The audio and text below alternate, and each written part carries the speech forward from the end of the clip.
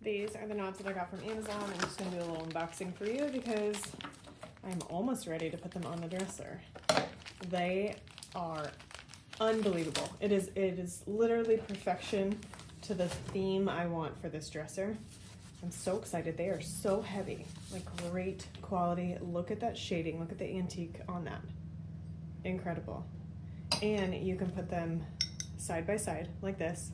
You would have to drill 2 holes, obviously, on a drawer front, or you can do them on a cabinet and have it open like this. You can put them upside down. You can do them this way. You can do them this way. So it's gonna go with my hot air balloon theme, and I'm so excited to put them on this dresser. It does come with the screws like this. So hopefully these fit the drawer, otherwise we gotta cut them. It does come with an entire thing of breakaway screws, so if you need something longer or shorter, you've got these. They just clip with one of those big cutters. Here is the handle up close so that you can see.